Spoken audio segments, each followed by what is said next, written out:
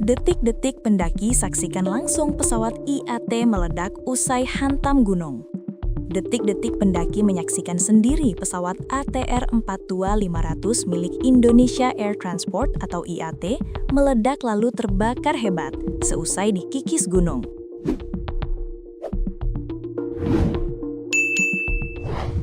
Insiden itu terjadi tepatnya di sekitar Gunung Bulu Saraung, Kabupaten Pangkep, Sulawesi Selatan pada Sabtu 17 Januari 2026 siang. Dua pendaki muda yang menyaksikan tragedi maut itu yakni Reski 20 dan Muslimin 18. Betapa terkejutnya kedua pendaki muda itu saat tengah menikmati pemandangan dari ketinggian justru menjadi saksi mata langsung detik-detik kecelakaan pesawat. Dikutip tribunlampung.co.id dari tribuntimur.com, dengan suara bergetar, Reski menceritakan insiden mencekam yang dilihatnya secara langsung itu. Saya lihat pesawatnya dikikis itu gunung, Bulu Saraung, lalu meledak dan terbakar, kata Reski. Pesawat ATR 42500 bernomor registrasi PKTHT milik IAT disewa untuk mendukung tim Air Surveillance, Direktorat Jenderal Pengawasan Sumber Daya Kelautan dan Perikanan atau PSDKP, Kementerian Kelautan dan Perikanan, KKP. Saat kejadian, Reski dan Muslimin berada di puncak Bulu Saraung. Tanpa peringatan, tiba-tiba pesawat melintas rendah di hadapan mereka. Sekitar jam 1 siang atau 13 WITA, tutur Reski singkat. Dalam hitungan detik, pesawat itu menghantam lereng gunung. Ledakan disertai api membuat Reski dan Muslimin terpaku ketakutan. Jarak mereka dengan lokasi ledakan disebut Reski hanya sekitar 100 meter. Meledak dan ada api. Saya dapat serpihan yang berhamburan, ujar Reski alumnus Pondok Pesantren DDI Tobaraka, Siwa, Kabupaten Wajo.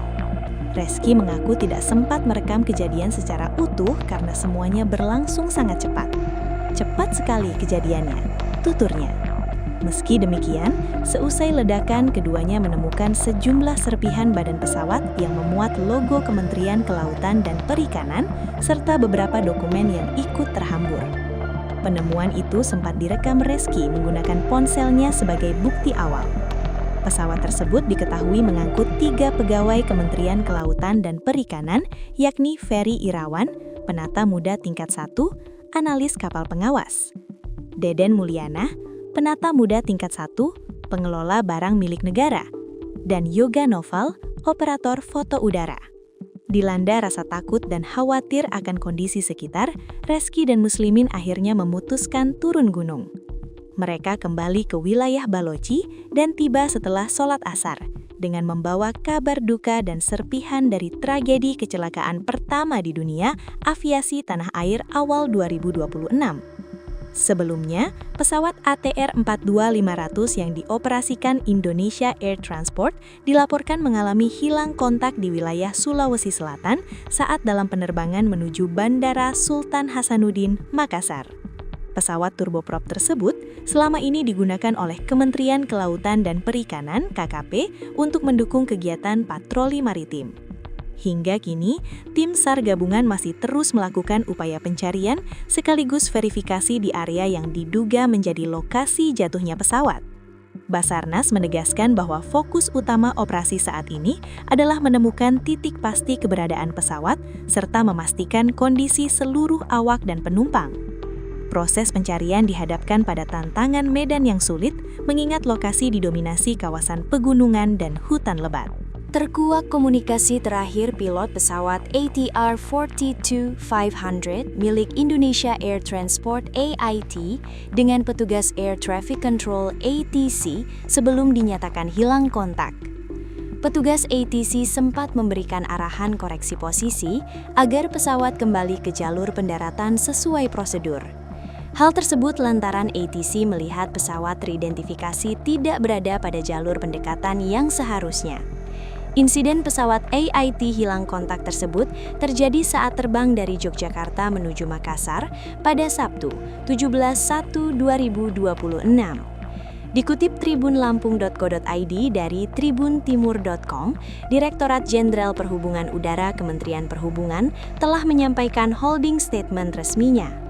Pesawat dengan registrasi PKTHT itu dilaporkan kehilangan komunikasi setelah menerima arahan terakhir dari Air Traffic Control ATC Makassar Area Terminal Service Center (MATSC). Direktur Jenderal Perhubungan Udara Lukman F. Laisa menjelaskan, pesawat jenis ATR 42500 buatan tahun 2000 tersebut dipiloti oleh Kapten Andy Dahananto dan sedang melakukan pendekatan ke Bandara Internasional Sultan Hasanuddin Makassar. Dalam proses pendekatan ke landasan pacu RWY-21, pesawat teridentifikasi tidak berada pada jalur pendekatan yang seharusnya, sehingga ATC memberikan arahan koreksi posisi. ATC kemudian menyampaikan beberapa instruksi lanjutan agar pesawat kembali ke jalur pendaratan sesuai prosedur. Namun, setelah penyampaian arahan terakhir, komunikasi dengan pesawat terputus dan dinyatakan lost contact. Jelasnya, menindaklanjuti kejadian tersebut, ATC Makassar langsung mendeklarasikan fase darurat di TRESFA atau Distress Phase dan berkoordinasi dengan Basarnas serta aparat kepolisian. Airnav Indonesia cabang MATSC juga segera menghubungi Rescue Coordination Center Basarnas Pusat dan Polres Maros untuk mendukung proses pencarian dan pertolongan. Sebagai langkah lanjutan, pencarian difokuskan di wilayah Pegunungan Kapur Bantimurung, Desa Leang-Leang, Kabupaten Maros, yang sekaligus dijadikan lokasi pendirian Posko Basarnas. Pencarian lanjutan direncanakan melibatkan helikopter TNI Angkatan Udara bersama Basarnas, yang dijadwalkan terbang pada pukul 16.25 WITA. Sementara itu, pihak Bandara Internasional Sultan Hasanuddin Makassar telah menyiapkan Crisis Center di terminal keberangkatan sebagai pusat koordinasi informasi. Area pencarian pesawat ATR 42500 milik Indonesia Air Transport AIT rute Yogyakarta-Makassar diperluas Sabtu, 17/1/2026. Pesawat ini awalnya terakhir kontak di Kelurahan Leang-Leang, Kabupaten Maros, Sulawesi Selatan. Perluasan area pencarian dilakukan setelah diterimanya laporan dari masyarakat terkait penemuan serpihan di puncak Gunung Bulu Saraung, Kabupaten Pangkep. Namun, kami belum bisa memastikan apakah serpihan tersebut adalah ATR yang hilang kontak ini, bebernya. Sekitar 400 personil gabungan telah diturunkan ke lokasi untuk melakukan pencarian di Bulu Saraung maupun di Leang-Leang. Posko tetap di sini karena titik merah yang kami cek pertama, kalau kita lihat memang tersambung jalurnya dengan Bulu Saraung, tutupnya.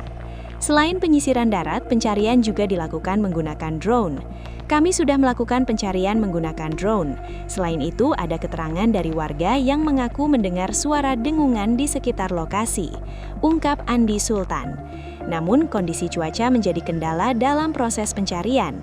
Saat drone diterbangkan, kabut cukup tebal dan disertai hujan, sehingga menghalangi jarak pandang. Kami menunggu cuaca membaik untuk kembali mendekat ke titik koordinat terakhir, katanya.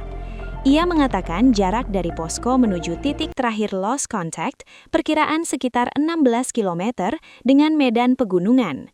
Ia mengatakan medannya cukup berat, kawasan pegunungan, estimasi waktu tempuh sekitar 2 hingga 3 jam dari posko, ujarnya.